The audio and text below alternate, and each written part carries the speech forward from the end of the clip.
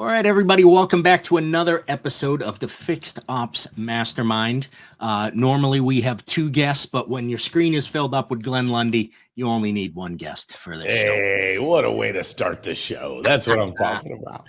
Absolutely. You're flattering me. I'm blushing. There you go. There you go. Glenn, welcome to the show.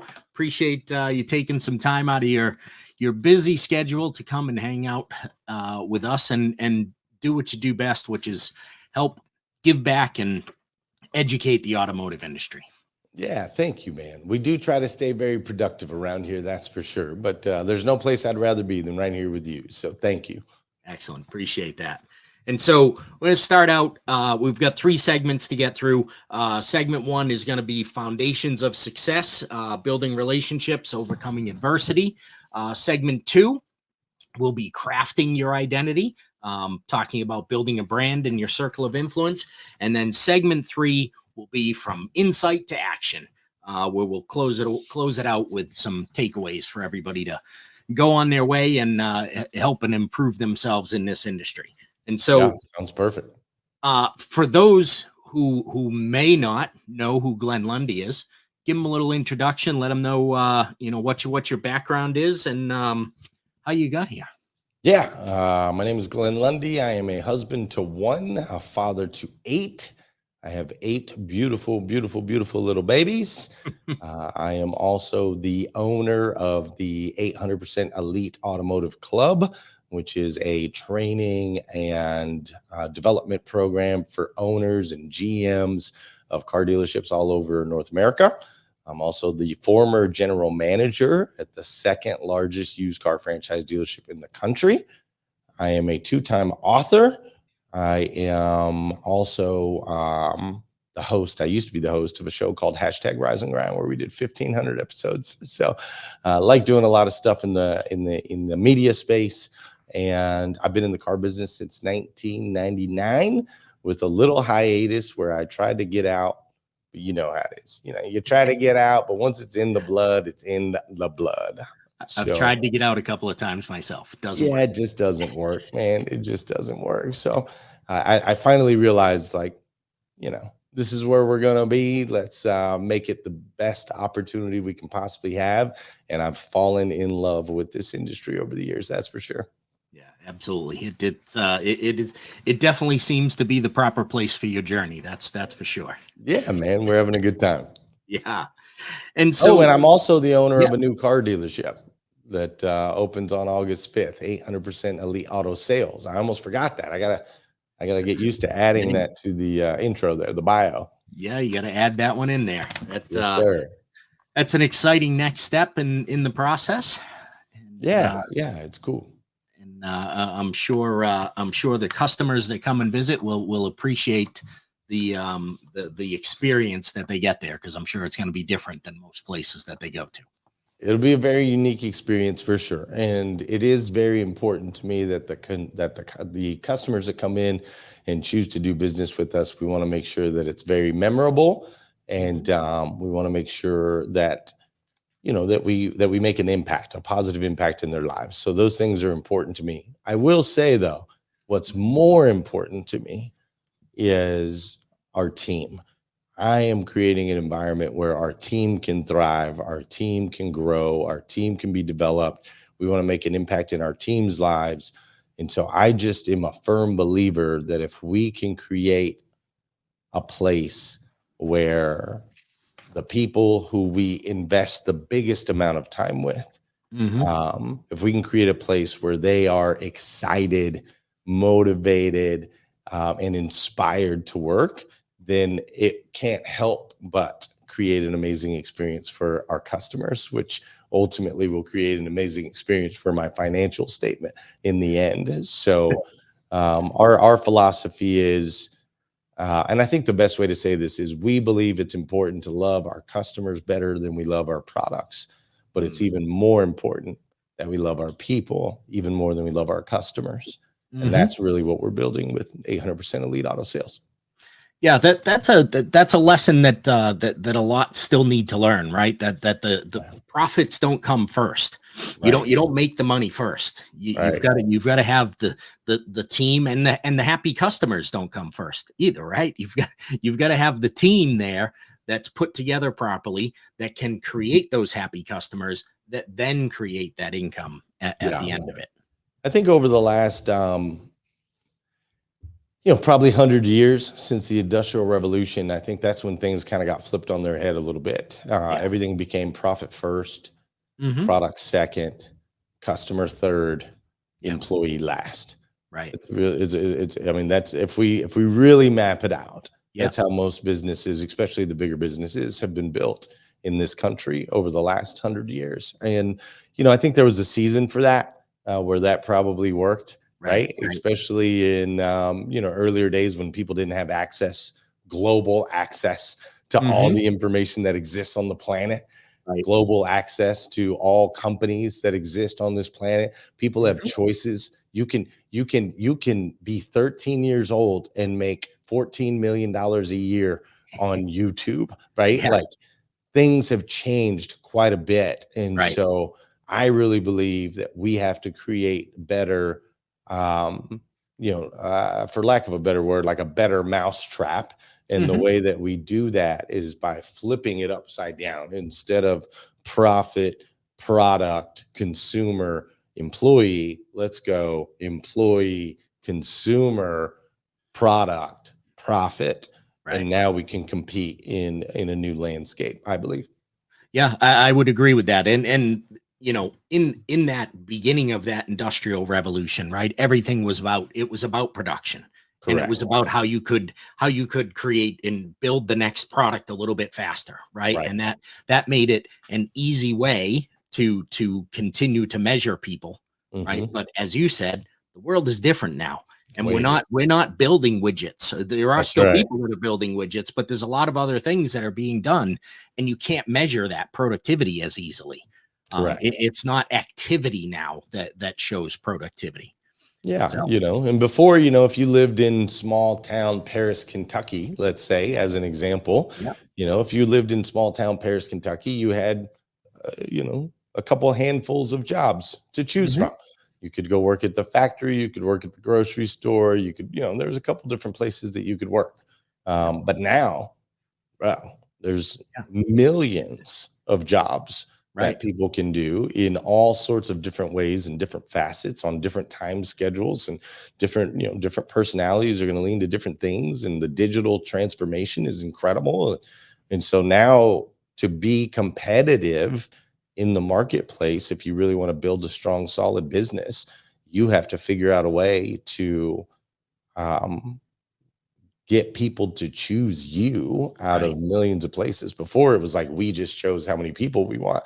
Now you got to get the people to choose to invest their lives in time into us. Right. And back then, it was, I was discussing this earlier with someone else about, it's not driving down the street now and seeing a sign for that business, right? If you're online, you need to be, you need people to be able to find you and see you, and that's where the value of relationships comes in, right? For sure. So you did your hashtag Rise and Grind show, forever. Kudos to that, man. I'm not a 5:30 a.m. guy. How you did that for so long blows my mind. But through that, you built a lot of relationships, and you were pretty intentional about that. That wasn't by accident. And so what is it that made you understand that building relationships was a great way forward? Well, I think that when you really look at the experiences of life and you read story after story and you study successful people and things like that, when you look for common denominators, there's really only like a handful of things that are common across all successful people, right? One common denominator is all successful people have a disciplined, consistent morning routine, right? No matter, now some of them wake up at 2 p.m, but the first hour Yeah. or 2 hours of the day are consistent, and they usually tap into mind, body, and spirit, right? And so I learned that. When I learned that, I created my own morning routine, which I ended up writing a book about, the Morning Five. And that's really where the show, the Rise and Grind show, 5:30 a.m., I was in a position to be able to take advantage of that opportunity because I had already created this behavior pattern of waking up and doing things disciplined every single day. So that's one. But another pattern that is clear across all of them is that there is always another human that opened a door, created an access point, taught something, educated. Like I've done, hundreds and hundreds of interviews, and every successful person I interview will talk about a relationship. They'll talk about a mentor. They'll talk about someone who gave them an opportunity or invited them to be a part of something, right? There's always another human involved, no matter what level you look at. And so understanding that and understanding that your relationships are the doorways to the opportunities that you're looking for in your life to reach and achieve your dreams. As soon as you understand that someone's got to unlock that door or someone's got to at least guide you to it, now it's like, okay, well, we got to take this relationship thing seriously. Right. Also, I found through experience is when the relationships around you aren't strong, it's incredibly difficult to reach higher levels of success. It's incredibly difficult to break out of limiting mindsets. It's incredibly difficult to achieve at a high level when you're surrounded with those that don't support that or encourage that or fuel that in some way, shape, or form. So it's kind of double-sided. Like you need people to get the things that you want in life.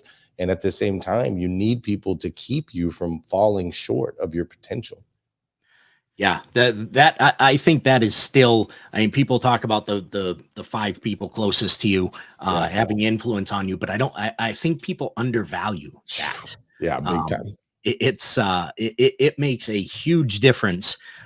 You can be a positive mindset person, but if you've got 4 of the 5 people that are close to you that are constantly saying that can't be done, you can't do that, it's going to be difficult to break through that. Yeah, no doubt. And so those are some of the strategies that you're using to face adversity. And I know maybe a little more of your story than some people do, but I know you face some difficult adversity as you were coming up. And so what advice would you give to somebody who is coming up now, or maybe is 15 years in the car business, but they're struggling to build those meaningful relationships to get them to the next level? Yeah, so a couple pieces of advice on that. As far as you touched on, my journey just a little bit, and there was a season of life where I was in and out of jail, and ultimately ended up homeless and in a deep state of depression.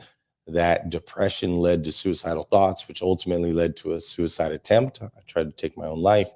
And in doing so, luckily for me, God plucked me out of the ocean, literally put me on the beach and whispered some words of wisdom into my ear.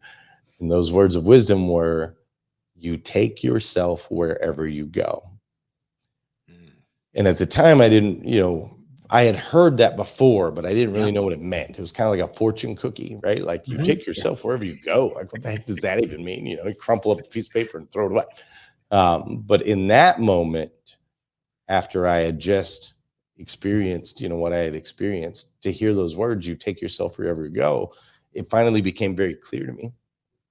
And here's what it meant. It meant that no matter what city I was in, no matter what circle of friends I was around, or what environment, or what job, or whatever, every negative thing that I had created in my life stemmed from there was only like one constant in all of them, and it was me.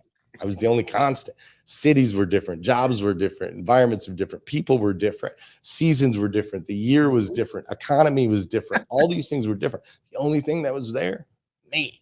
So you take yourself wherever you go. And so once I realized that, I was like, oh, okay, I'm struggling relationally in a lot of ways. And I was always blaming other people for that. Yeah. But the reality was I was the problem, right? My friend Adam Marburger, right? You are the problem. That's what it's, he wrote a book titled that. It's actually, You Are the Effing Problem. Effing problem, yeah. And so, the advice that I would give is, first, you have to understand that you are the catalyst of all things positive and negative that happen in your life. Yeah. The second part of that is, or the second piece of advice I was given is, once you understand that, you now have to study. What does it mean to build relationships? How do I build relationships? Because you might have blind spots. You might have the heart where you want to build relationships, but you're struggling to do so because the way you speak comes off improper, the way you look, or your body language. It could be something as simple as you're talking too much when you need to just be listening more. It could be that you're trying to be interesting when it's important that you be more interested than interesting. And so you got to study, because nobody teaches us these things. There's no how to build relationships in high school. There's no, a lot of our parents don't know how to do it. They don't know how to build strong relationships. And so you got to really dive in and study. I suggest How to Win Friends and Influence People. I read that book twice a year at least. And then I will also reread it every time I'm getting ready to meet someone, that's reached high levels of success, someone that I maybe look to and say, hey, I want to learn something from that person. I always read that book before I ever shake their hand, just as a reminder of how relationships are built, especially the strong and important ones. So that would be my advice. You take yourself wherever you go, know that, and then go study and really study, what does it mean to build powerful, meaningful relationships? Yeah, especially that second point there is very important, because I think sometimes as human beings we feel like we should know how to build a relationship, right? That it should come naturally, Right. but it definitely does not. It doesn't, unless you grew up in that environment. Like my kids are going to know big Yes. time how to build relationships. I bring them in those environments. They're shaking hands with adults. They're around big players all the time. Yeah. But not everybody has had that experience, so Exactly. you got to go out there and learn it. Absolutely. This segment is brought to you by PartsEdge. Your parts department is the backbone of your dealership and is responsible for nearly half of your total profits, according to NADA. Our system works within your DMS for a hybrid approach that combines the precision of automation with the nuanced decision making of parts experts. All right, and so that'll take us into segment 2, which was crafting your identity. And so in today's business environment, I'd like to know what your definition of a personal brand is, and then what steps would you take if you were starting over today? Yeah. What steps would you take to build that personal brand? I think that by definition, a personal brand is best defined as the external expectation that others have of you. That's how I would define a personal brand. It is the external expectation that others have of you. Right. What I would have done differently to build that, I think we've done a fairly decent job of building a good personal brand. People know what to expect with Glenn Lundy. They know that I'm going to be real, raw, authentic. They know that I've shared some crazy experiences in and out of jail, homeless, those types of things. We don't hide those things. Yep. They also know that I'm an early riser. They know that I'm going to be motivational, educational, and inspirational. They know I'm going to bring the energy. They know I'll work you under the table. They know a lot of those are these external expectations. They know I'm a good husband. They know I'm a good father. And I think we've done a good job of displaying all of those things throughout our social media channels, to where when you connect with my personal brand, you're going to get some business things that you can apply, but you're also going to get things that you can apply when it comes to your faith, your fitness, your family, your friends, your mental health, all these different aspects, right? I call them 8 different pillars of life. Yep. And so I think we've done a pretty good job. I would say, as far as what we would have done differently, I think we went a little too wide initially, to the point where we were kind of on every social media channel posting 2 to 4 times a day. We had Glenn Lundy's personal Facebook page, Glenn Lundy's business Facebook page. Then we had, Rise and Grind's business page. And then we had 800% Elite Auto's business page. And then we had an Instagram personal Glenn Lundy and an Instagram business Glenn Lundy and an Instagram Rise and Grind and an Instagram 800%. And then we had, we really went wide, which, I'm a firm believer volume solves everything and you got to get that reach. The piece we were missing though is social media is not so much about the content that you post, it's about the community that you create. And so we were creating small communities across a ton of different platforms versus allowing those people to come together in one space consistently, where then when you start to build community, all this multiplication happens, right? Yeah. I hook up with David, and then David hooks up with JP, and then JP hooks up with Tustin, and then Tustin hooks up with so-and-so. So the larger we can build that community of like-hearted individuals, the better off it is for the community members themselves. Yes. So that's something I would have done differently, is just kind of lined it up. We're still on all the platforms, but there's just one place you go for the most part, a personal and a business, just for me. And we do that across platforms, but it's just not as scattered, and we're able to, hopefully, the reports have shown that helps us build a stronger community. Yeah, I would agree with that, right? And the name of the show is the Fixed Ops Mastermind, taken from Napoleon Hill's mastermind theory, right? Yep. Which is bringing people together so that our two minds can get together and create a third mind, right? So the more you can keep your community together, the stronger it is, and the better the ideas that will come out of that.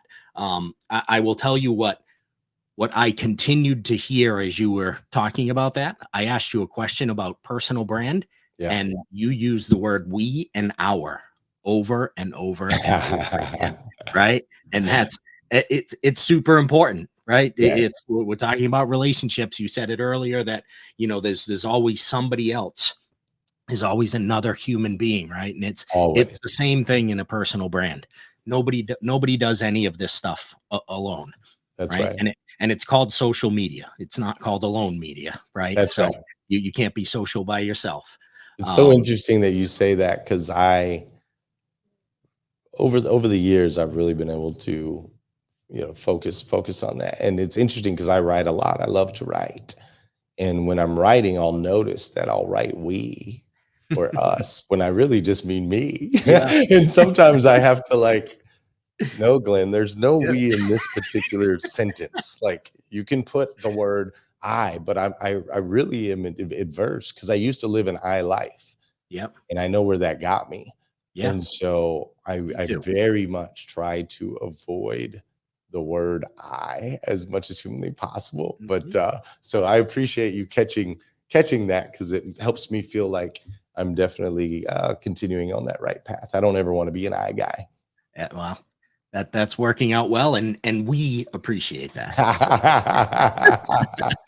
Thank you. And so in building a personal brand, right? Yeah. And in building those relationships, you start to create that circle of influence, right? And so what does your circle of influence mean to you? And how do you think someone's circle of influence can impact their career? And we talked about the 5 people closest to you. So sure. So obviously we've covered that part of it. But as somebody grows, those 5 people are going to change, right? They're not going to be the same in every season of your life. So I'll leave that with you. What does the circle of influence mean to you, or what do they mean to you? Yeah. And then how can it impact one's career as they move along? Yeah. So my circle of influence it means everything to me. I learned long ago that energy itself is something that cannot be created, nor does it dissipate. It can only be converted. And so the circle of people around you, right, that whatever energy that they bring to the table, whether it be positive or negative, it ultimately is going to convert into something in your life, in your existence. So it's ridiculously important. And by circle of influence, that means what are you watching on TV? What are you watching on social media? It's not just the people that, you break bread with on Tuesdays at, some, 20 group meeting or whatever. Like Right. this is the circle of influence is the music that you listen to. The circle of influence is, the preacher that you choose to allow to share their energy on Sunday afternoon, right? Like it's a big deal. So Yeah. it means everything to me. And I think as we continue to try to reach our full potential as individuals, it's the one piece that you must keep the most weary of, because people will slide into your circle of influence, especially the higher the chain you climb. They'll slide into your circle of influence, and all empires are destroyed from the inside out. No empires are ever destroyed from the outside in. If you think about the story with oh my gosh, why am I blanking on it? The Trojan horse, right? Trojan horse. Trojan Yeah. horse had to get inside the walls, and it was Yep. destroyed from the inside out. And if you look at every war and everything, it's always someone on the inside that ultimately affects these things. And so it's incredibly important. And I would suggest for those of you that are wanting to create a powerful and strong circle of influence, one thing that I always keep in mind is my circle of influence needs to be people that both look like me, think like me, walk like me, and talk like me, and don't look like me, don't walk like me, don't talk like me, and don't think like me. Yeah. It is incredibly important, I believe, in my journey, in my experience. It is incredibly important for me to be surrounded by people on all sides from all perspectives, because it is very easy to get into a silo and have a bunch of people around you that shake their head and everyone's in agreement and we all align. And I think that's a big problem, or a big part of what's wrong with the world today. Or, there's a lot of things wrong with the world today, but I think that's a big part of it, is that social media has created silos. It's Yeah. only going to feed you the things that you like. It's Right. only going to feed you the people that look like you, walk like you, and talk like you. And so you think everyone in the world is in agreement with your whatever it is, political belief, spiritual belief, biological beliefs, whatever. You think everybody's in your camp. Right. And then the minute you meet someone in the real world that doesn't, the reactions are division, hatred, anger, misunderstanding. And so I would suggest, as for those of you that are developing it out, be conscious of making sure that you're surrounding that your environment is filled with all sides and all perspectives. It makes you a better human. It makes life a little more balanced, and ultimately can help align you with those. Like, I'll give you a perfect example. My friend Heather Parody is the exact opposite of me politically. She's the exact opposite. Like, her perspective of the world is literally the exact opposite in so many ways. But her and I share a heart for impact, and we share a heart for people. So even though our minds are uniquely pointed in different directions, the heart that we share, she has become a muse to me. She has become one of the most important people in my life. And if I wouldn't have allowed, or if I would have had these divisional blocks where I only want people, that align with me, I never would have had the relationship that I have with her. It's been really powerful. That's terrific. I just had Heather on the show a couple of weeks ago. Phenomenal human, man. Terrific person. She's and so changed my life in a lot of ways. She is amazing. She definitely thinks differently. That's for sure. I love it. I love it. Her and I end every conversation with politic talk, just because we know that it's going to be like complete opposite perspective. But her and I meet every single week. We talk for an hour every single week, and we end the calls with political talk, just to laugh at each other's nonsense. That's funny. That's beautiful.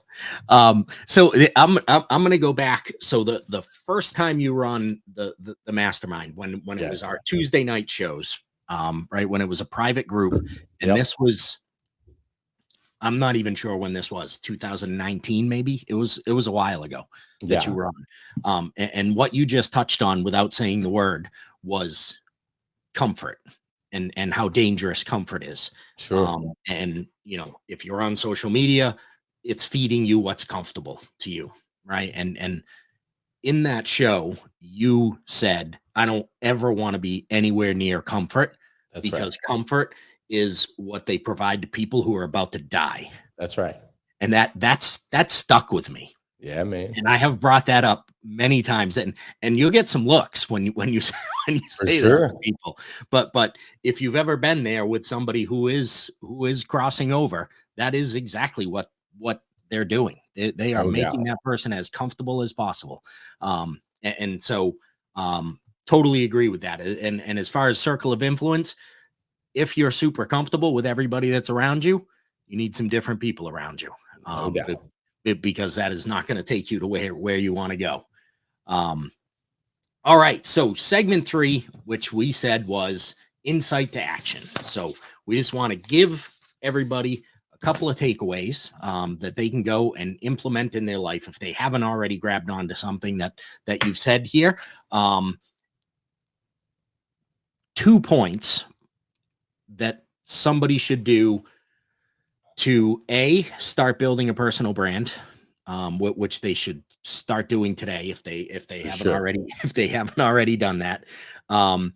And 2 points of how they should start building relationships. So to start building a personal brand, it's going to require a thoughtful, intentional energy towards understanding who you are, who you were, and who you want to be. I know a lot of people that will just start posting different content, trying to copy and mirror other content creators, thinking that's going to be the thing that's going to take you to the top. And ultimately, that is not the experience. The social media superstars, influencers, those that have reached millions and millions of followers, so on and so forth, they all share a common trait, which is they're incredibly authentic to who they are, like it or not. Mm-hmm. And what's interesting from a psychological standpoint is usually the people we can help the most are the people who are where we were.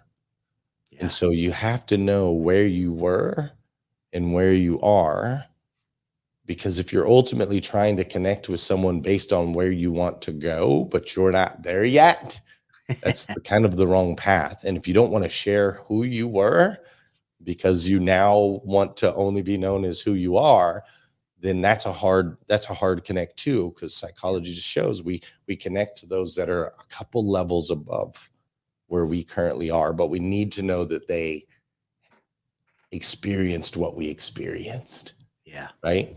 So intentional energy towards who you were, who you are, and who you want to be is really the start to a personal brand. Once we get a little bit of direction on that, then obviously you got to post, man. Like you got to post, and perfection is not the key when it comes to posting, especially in this day and age. I've been reading tons of articles how so much content is so polished now that people are just desperate for raw, Yeah. authentic, Mm-hmm. unedited stuff. Yep. There's a guy named Sam, I forget his last name. He's a bodybuilder guy, and his YouTube page went from like he had like 8,000 followers to 3.5 million followers in 2 months. Wow. By posting raw, unedited, uncut, 30 to 60-minute videos of him eating and working out. Wow. And going to the grocery store to buy the food to eat. Like, Yeah. but it just being behind the scenes with him has been impactful for people. So Mhm. first get clear on who you were, who you are, and who you want to be, and then start taking action, because the only way you're going to get good at the social media game is by experiencing the social media game. You got to get in it. So 2 things around there. As far as developing strong and powerful relationships, you almost want to follow the exact same path. Yeah. Get an idea of who you are, and where you want to go, and then start to participate in the journey of those who you believe are a level or two above that can help get you, whether it's, you want to be stronger in your faith, then find someone who's one or two tiers above where you're at when it comes to your faith, and start locking in with these people.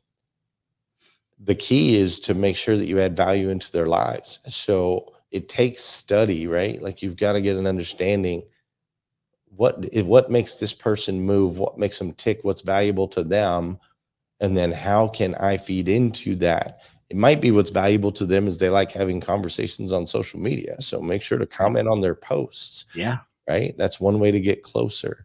It may be what's valuable to them is that they have a $29 a month product that maybe you're interested in, maybe you're not, but ultimately it can get you one step closer to creating it, to possibly building a relationship. I have a very strong relationship with Dave Meltzer now. Dave Meltzer came on my show as a guest, as a podcast guest, and I just knew, I'm like, dude, I got to get closer to this guy. So at the end of the call, I'm like, how do I get closer to you? Like, I'm just letting it, like, what matters to you so I can get closer to you? Yeah. And he's like, hey man, I've got this mastermind thing. It's $2,000 a month, blah, blah, blah, blah, blah. I'm like, okay, great. And luckily for me, I was fortunate enough to be in a position to be able to afford that. So I jump in at $2,000 a month. Fast forward, I don't pay him $2,000 a month now, but him and I are like best friends, and we travel around together. I've had amazing experiences with him. And so I would just suggest, do a little bit of homework. Who do you want around you? And then figure out what's valuable to them and how you can participate in that. And then ultimately just start getting closer to these people. And most importantly, like we mentioned earlier, make sure that you're more interested than interesting. Yeah. And the relationships will develop at that point. Absolutely. David Meltzer's a great guy. I also had him on the podcast. I think it was that was also a while ago too. I think that was before he even had his mastermind thing, but he is an incredible guy, who has some rags to riches For sure. stories of their own, which shows you that there can be a formula for it to happen, right? If he can do it once, lose it, and do it over and over again, then it can happen. And it aligns perfectly with what we just shared. So let's use Dave Meltzer as an example, right? I felt drawn to David Meltzer because he shared who he was. Yeah. He shares who he is, and he shares where he's trying to go. He's a couple tiers above me as far as the business acumen and success that he's had. Yeah. And so because I know he can relate with the who he was piece. Yep. And because I know who he is now and where he is on that hierarchy of success that from my perspective. Yeah. And then him and I have similar visions of where we want to go. So by sharing those three things, he's able to attract me into his ecosystem. And then I go in and serve him with what, matters most. And ultimately we end up with a powerful relationship. So that is a perfect example, step by step, of how the personal branding leads to the relationships, and then how to take those relationships to the next level. Perfect. That's good how that came around. That's strong. That was excellent. That's a strong finish right there. And yes, I agree, man. I agree. Glenn, I want to thank you for taking some time of course. and sharing your knowledge with the viewers of the Fixed Ops Mastermind. How can people connect with you? And for those that want to get closer to Glenn Lundy, how can they do that? Yeah, GlennLundy.com is always a great place to start, and or just type Glenn Lundy in Google, and for some reason I'm like the only Glenn Lundy in America that cares about social media. So you type Glenn Lundy in Google, I'll pop up. If you like Instagram, join me there. If you like Facebook, hang out there. Wherever you want to hang out, I'm there. I promise. Good stuff. Glenn, thank you again. We are grateful for your time. Thanks, David. Great to see you, man. You too. All right, take care.